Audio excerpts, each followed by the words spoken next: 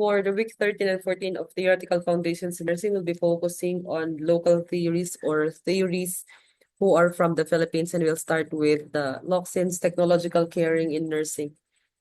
So Dr. Locsin is from Dumaguete, one of our professors in PhD nursing at St. Louis University, and he is into technological competency as caring in nursing, and it is a middle range theory.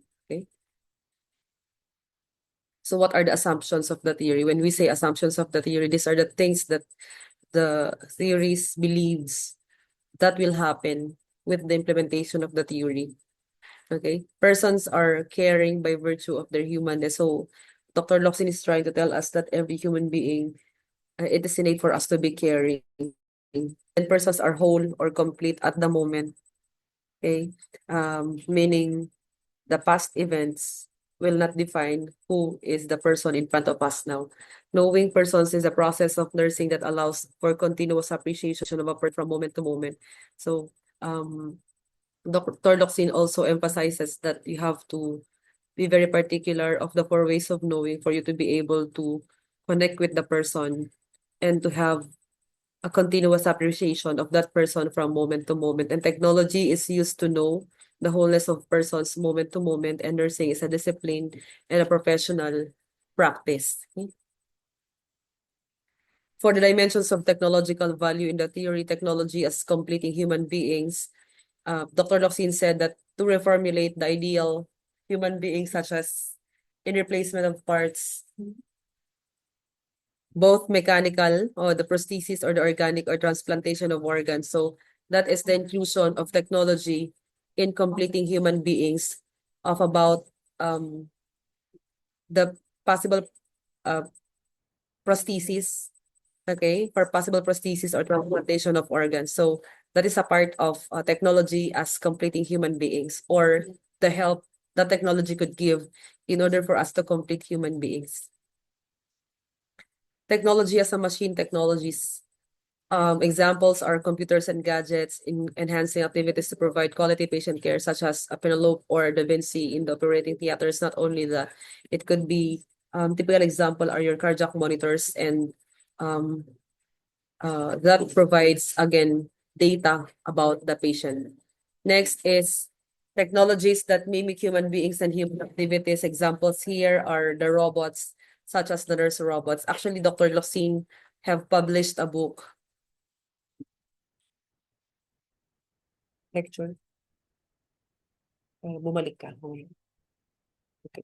So here, when we say technologies that mimic human beings and human activities, it talks about nurse robots. Dr. Locsin published a book with Tokushima University, um, with this nurse robots or nurse bots, and they began to experiment with Pepper.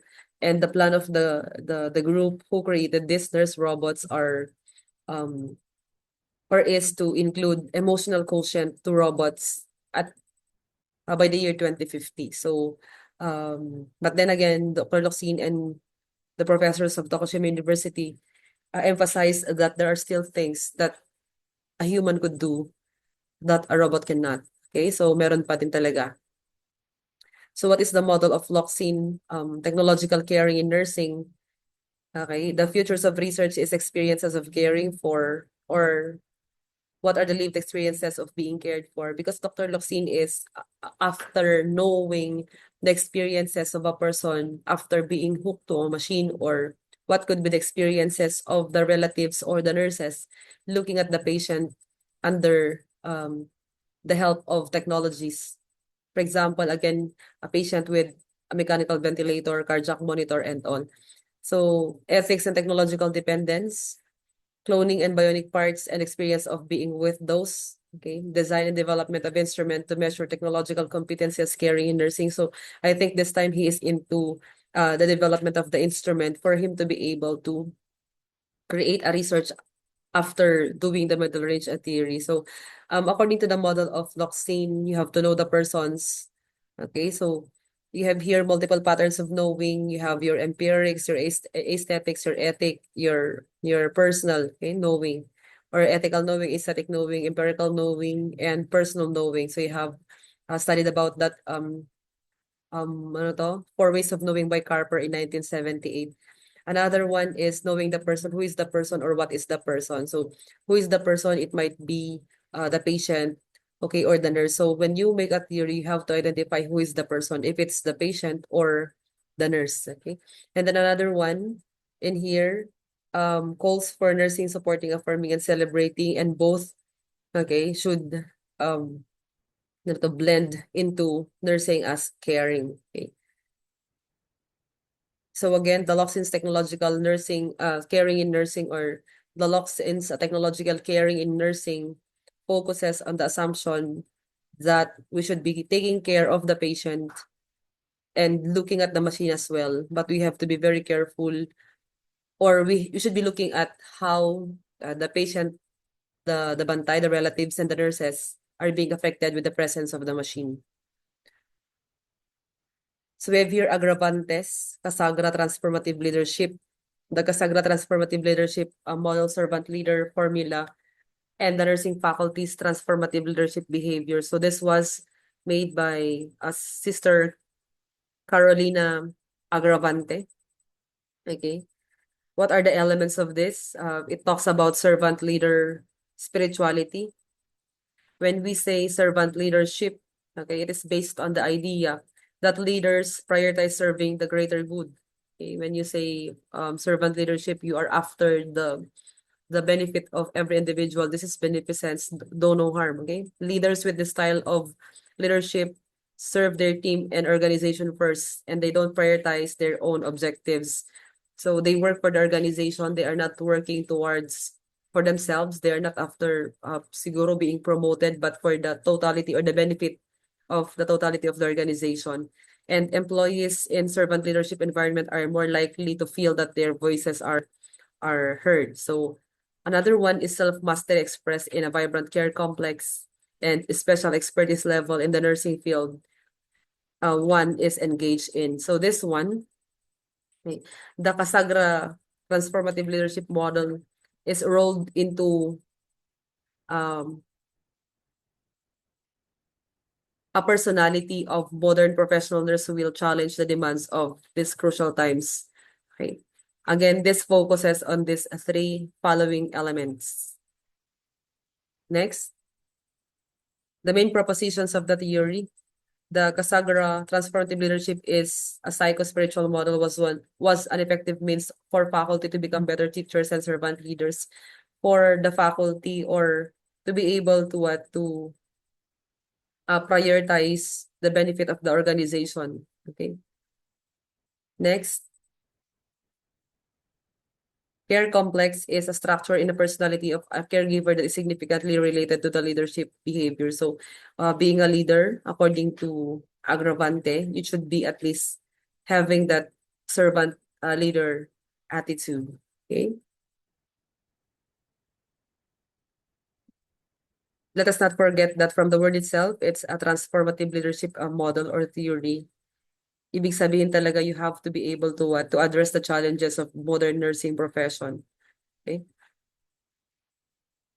Next is the Casagra Servant Leadership Formula is an effective modality in enhancing the nursing faculty servant leadership behavior, or this will guide them to have the management style that is designed to give, for example, the students room to be creative, look at the future, and find new solutions to old problems. And vitality of care complex of nursing faculty is directly related to the leadership behavior. That there is something about, or there is a relationship on the leadership behavior of the faculty and their ability to care. Because when a leader cares, okay, nagtra-transcend sa behavior niya yan. And again, when she cares, she's thinking about the benefit of the institution more than herself or himself. Okay? And of course, they have to understand themselves, and they should focus on personal growth for them to be able to contribute more to the institution. The threefold transformative leadership concept. For the servant leadership spirituality, it is consist of a spiritual exercise determining the vitality of the care complex in an individual's personality, and a seminar workshop on transformative teaching. So this one, okay, they will have a spiritual exercise. Again, the definition of spirituality and spiritual care are magkaiba sila guys ha. Okay. Next is the special expertise according to Agravante. It is shown in creative or caring, critical, contemplative, and collegial teaching of nurse faculty who's directly involved with the formation of nursing. So they should be creative as well as they should be ano na to, caring at the same time. So that is what we call special expertise by Casagra. Implications to nursing research. Okay, for this one, with the increasing demands for nurses that need to surpass the ordinary practices of the current norms, not only the Philippines, but all over the world. Okay, so we have to, according to Agravante, we have to develop new leaders that will protect and nurture the quality of nursing care or being servant leaders that will be transforming from apathy or indifference to a spiritual person embedded in her greatest model, Jesus Christ. So we should be servant leaders. Yun lang yung gusto niyang sabihin. Okay, how about Divina Gracia's composure model? The objective of the model is to determine the effects of composure behavior. Okay,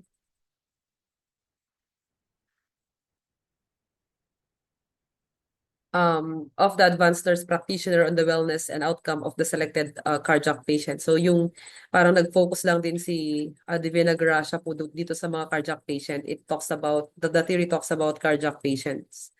Okay. For this one, significance of the theory or the model, nursing as a healthcare profession would prove its worth of being at par in quality performance with other healthcare professionals, meaning that she's emphasizing that we nurses should be performing to the best of our ability. Okay. Next, study population about adult cardiac patients. Okay, doon niya nakita yung theory niya, admitted and confined at Philippines or the Philippine Heart Center. Pakitanggal po yung S dyan. And specifically in the coronary care unit. So nakita niya that the behavior and the composure of the nurse should be with competence, presence of prayer, open-mindedness, stimulation, understanding, respect, and relaxation, and empathy. And this could lead to the wellness of the patient. Pag sinabi kasi nating competence, these are your in-depth knowledge and expertise as an advanced practice nurse, and you have to have consistency and congruity of word and actions by the nurse. With the presence and prayer, this is just being there during desperate times because we're talking about cardiac patients. Ang sabi ni Divina Gracia, enough na yung nandun talaga yung nurse, okay? Or the idea of being there, okay? Okay, so next tayo, we have here stimulation or the open-mindedness. When you say open-mindedness, okay, these are new ideas, or you have to be receptive of new ideas and concepts, okay? You have to be very receptive of new ideas and concepts as a nurse, or you should be able to accept the opinions and methods supplied by the patient and the other coworker. Ano naman yan eh, parang normal naman yun that we don't know everything and we should be receptive. Ayan. But then again, minsan talaga, need nating magkamali para matuto tayo. But then that's okay. Okay? So we have here, another one is stimulation. Pag sinabi kasi nating stimulation, it is the provision of motivation to the patients. This time you have to reinforce through encouragement, ano pa, affirmation and motivation. And you have to be understanding. Pag sinabi kasi nating understanding, you have to be able to grasp the situation that the patient is in and able to show compassion and care. And of course, concern. Okay, another one is respect. Respect is an acknowledging that your patient needs, of course, are unique. Okay? And for the Filipino culture, the use of opo and po and the nods and gestures to display courtesy, those are part of respect by Divina Gracia's composure model. Another one is relaxation and respect. And relaxation is allowance of resting periods of for patient. For example, syempre cardiac patient yan, kailangan talagang rest yung number one dito, and activities that allow the use of certain muscles while allowing others to what to relax. Okay, or again, relaxation means rest because this theory focuses on cardiac patients. Okay, another one is empathy. Again, empathy is you have to feel ano na to, yung parang nararamdaman ng taong kaharap mo, and you have to share joys and sorrows with the patient while not being attached altogether. So parang magbabracket ka ng feelings mo dito. Yes, you will show that you understand how the patient feels, but then again, you have to go out from that box for you not to be able to what to sink in that box, or you will not be drowned in that situation. Kasi mahirap din naman pag masyadong mong nilalagay yung sitwasyon, yung sarili mo sa isang sitwasyon wherein you as a nurse is burdened by the situation, and it affects already your ano to, yung everyday na ginagawa mo kay sa buhay mo. And another one you have here, sabi niya, once the nurse exhibited everything, the composure behaviors, it could be categorized into physiologic outcome and behavioral outcome. So, pag physiologic outcome, there will be, of course, better vital signs, the chest pain will be alleviated, and then, of course, the ano na to, meron ng wellness kahit sa mga blood count niya. Okay, so very para siyang research na theory kasi parang ang ginawa niya may significance of the study, may objective din siya. But then again, the theory is all about the composure. Pag in-apply mo daw yung composure, a part of our theory, you will have this outcome. So, pag behavioral outcome naman, physical, emotional, intellectual, and spiritual, the wholeness of the person is being achieved. Next. Okay, so competence is an in-depth knowledge and clinical expertise demonstrated in caring for patients. So natapos na natin to. Inisa-isa natin siya kanina. So, okay, so what is the conclusion of the theory of Divina Gracia's composure, the theory or the model of Divina Gracia's composure, or Divina Gracia's composure model, okay? Coordination, communication, and interpersonal relationships have been identified as major components of collaboration, of course, basing on the lived experiences of the participants. So parang naging ano siya, parang naging practice-based theory na itong ginawa niya. Hindi na siya pasado sa middle range. And then we have here quality patient care and training of students could be the best, at best only if nursing service and education can truly operationalize the meaning of collaboration and put into real action. So for this one, again, you have to be able to give the best to your patients, since these are the patients are cardiac patients, and the connectedness of nursing service and education calls for the new wave of visionary leadership, empowerment, and an environment of trust and openness. She recommends actually the unification model for collaboration. Actually, ang gusto lang talaga ni Dr. B.O.N. Apo Divina Gracia is for us to be able to come out with a very refined or a refined nursing practice that could not only improve the patient's wellness, but again, importante din yung connectedness ng mga nurses and healthcare providers to the patient. We also have one Quant's retirement and role discontinuity model. In this one, in Quant's theory of retirement and role discontinuities, she values the effect of retirement as a phase of one's life and its accompanying adjustment. She identified the determinants of positive perception in retirement and positive reactions toward role discontinuity. So this one kasi parang iniisip nila what will happen after retirement. Okay, so gumawa siya ng theory about this, and the theory of Sister Letty G. Okay, Kwan stated that without positive acquisitions during childhood, the person or the patient will be in a pathological state to delinquency, and now it is the challenge for that the nurse will have to face. And the role of the nurse is to put back what they have missed during childhood and fill this gap. So medyo challenging yung theory niya kasi parang nabigyan or nadagdagan ng responsibilities yung nurse. We have here the theoretical assertions, aging is a process and it's dependent on healthy and genetic background. Yun din. Kasi kung halimbawa, kahit healthy living tayo, if we have in our genes something that is wrong, we could not go away from that, but we have to mitigate the possible occurrence of the disease. Okay? So magtataka ka na lang bakit meron ka ng ganyan kasi it runs in the genes. So something that we could not do anything about. Okay, happy, fulfilled childhood foundation. So sabi niya, there is always, ano na to, may effect pa din talaga yung childhood mo to whoever you are now or whatever you are now or wherever you are now. Successful middle-age life experience could contribute to what the person will feel, okay, sa age niya or pagkatapos ng retirement niya. Healthy surroundings, of course. Kaya minsan pinipili natin yung konting sweldo pero masaya kesa yung daming trabaho, madaming sweldo, pero mamamatay ka. So relaxation and recreation and nutrition. So Kuwan's retirement and role discontinuity model will tell us definitely that life is depending on onto our choices. Okay. Elements of life's early imprints, importance of love. Ayan. So, we have to value. Again, love is abstract. It could not be measured. But then again, wala namang mawawala sa atin if we shower love everywhere to everyone. Okay? The hug factor. Ang sinasabi kasi dito, yung hug factor kasi even in the kangaroo care, di ba? In the scientifically, kangaroo care, yung init ng katawan at saka ng bata at saka yung nanay or anybody else na naghahag dun sa baby adds to the weight of the baby. And aside from that, kasi yung parang evidence-based practice yun na parang natatanggal yung burden kasi ng isang tao when you hug a person. Parang parang Filipino, the Filipino culture kasi sa ibang bansa hindi pa basta pwede nagka-hug, okay? So dito sa Filipino culture kasi when you hug someone, even if you will not tell anything, alam mo nang ibig sabihin nun. Good parental and sibling modeling roles, yan din. So, aside from the theory of who wants retirement and role discontinuity, we have valued din yung role modeling talaga. Importante yun kasi whatever the child sees in you, pag tumagal siya, pag lumaki siya, yun ang magiging normal niya. That's when, for example,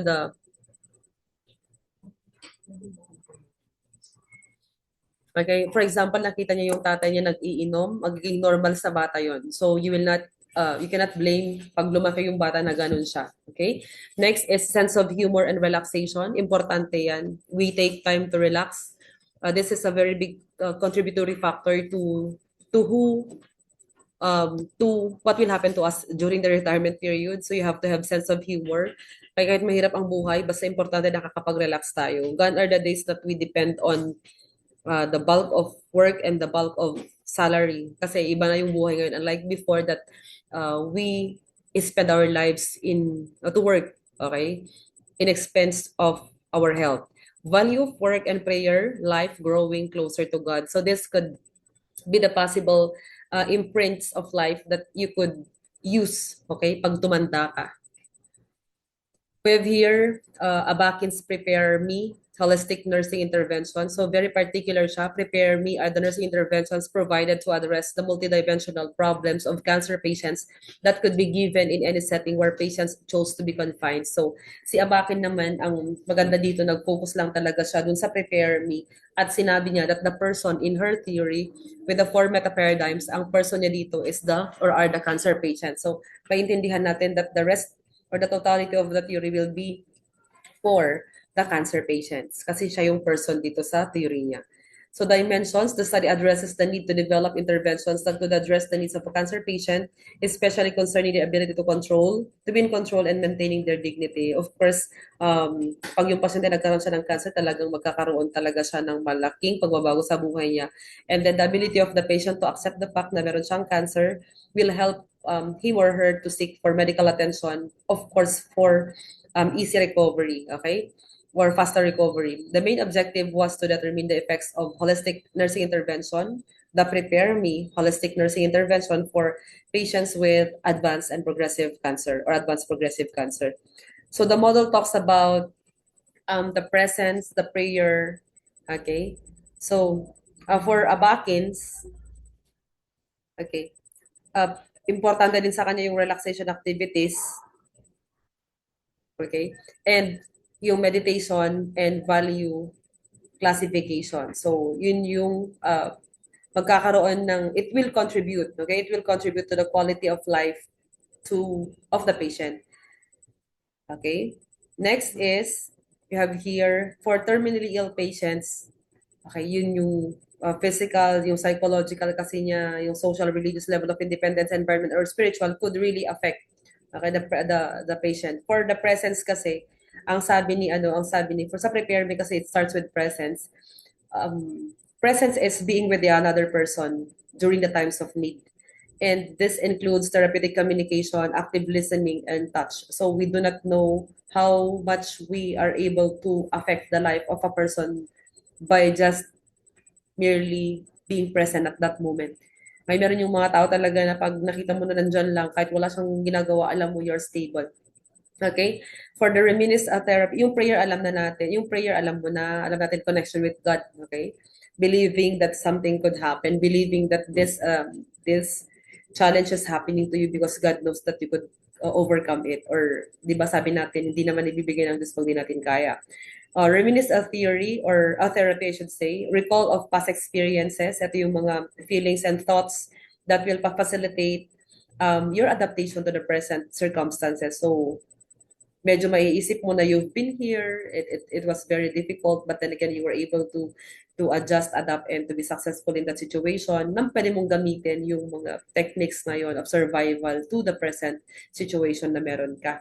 Relaxation and breathing, yun yung sinasabi natin that you have to encourage and elicit relaxation for the purpose of decreasing undesirable signs and symptoms of, syempre, ano yan eh, terminally ill sila, yung pain, yung muscle tension, and of course, the anxiety.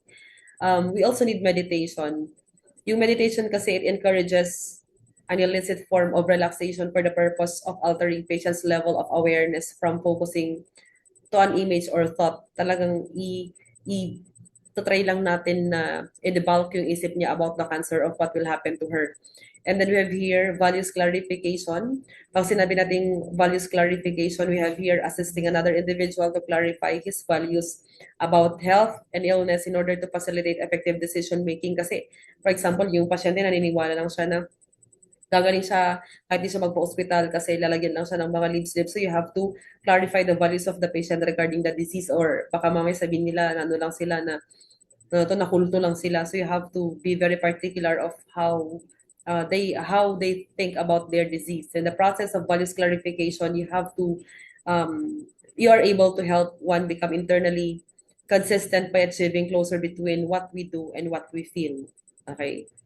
So, yung quality of life kasi niya, si Abba Kings, actually, it encompasses the ability of an individual and for example, parang yung abilities kasi niya, magagamit niya for enriching his life when it could no longer prolong. Ibig sabihin parang making the best out of it, parang ganon. Kasama dito yung proper care of the body, the mind, and the spirit, doing what is best doing the best to what is left, okay? To maintain integrity of the whole person despite of the limitations brought about by the present situation. Pag sinabi natin quality of life, this could be seen by dimensions that the patient could bring with the present situation. For the assertions, the theory gave important implications for hospice palliative care service administrators kasi nag-guide sila on what they would do or what are the things that they should be doing for a terminally ill patient. The utilization of the intervention prepare me as part of basic care given the patients with cancer is recommended, and sabi niya it could be better incorporated in the care of patients or the oncology care. For the contributions, okay, her theory is grounded and could be expanded, caring for all debilitated cancer patients, and this could be used as a universal parang care for cancer patients and debilitated or aged people. Another one is Laurente's theory of nursing practice and career. So parang yung mga theories natin, medyo nag-focus sila sa parang mga simpleng theory lang. So si Laurente, naniniwala siya that nurses have this caring behavior like establishing trust, okay, and using stimulating language that could reduce patients' anxiety. So, sinasabi ni Laurente na very important yung family at this moment, okay, for the patient. Next is nursing caring behavior that affects patients' anxiety, the presence, yung person-to-person contact between the client and the nurse. Guys, yung connection kasi natin sa pasyente, very important yun. Even if, for example, the patient's condition is not really improving, but merely being there for the patient and asking how he feels, okay, could mean to him, and it could contribute to the fast recovery of the patient, okay. Next is concern, okay? Development in time through mutual trust between the nurse and the patient. Yung concern kasi innate sa atin yun because we are able to empathize and sympathize. So that should be innate to the patient. Next is stimulation. There's stimulation through words stops the powerful resources of energy of a person for healing. Alam mo yung stimulation motivating the person that something or miracles do happen. Okay? Talagang ganon. Enhancing and predisposing factor. For the predisposing factors, ang sabi niya, are defined in these models as factors that exert their effects to prior behavior coding by increasing or decreasing a person or population's motivation to undertake the particular behavior. So this could be the age, civil status, educational status, length of work, sex, and experience of a person. So it could be, again, affected by these demographic factors. Next is enhancing or predisposing factor. For enhancing factors, ito yung mga caring experiences, yung magagandang belief and attitude, yung feeling good about, okay, yung natutunan sa school, and of course, what patient tell about the nurse coping mechanism, or ano yung tinuturo ng nurse na ano, na coping mechanism whenever there are problems that are encountered, and of course, the importance of communication.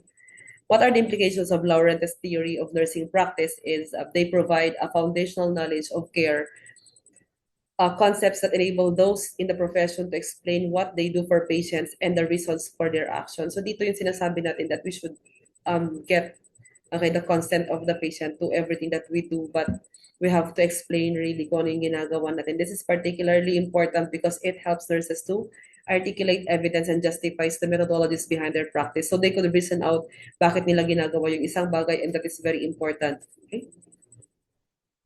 Next is Dr. Rosano Locsin, Sacco, and Kilat, Synchronicity of Human Space and Time, a Theory of Nursing Engagement in the Global Community. This philosophical and theoretical perspective declared the evolutionary design in affirming a meaningful human caring experience. So parang, what is the synchronicity of human space and time? This is about human caring pa din tayo. And of course, the commitment of the healthcare team. We have here what we call as interconnectivity.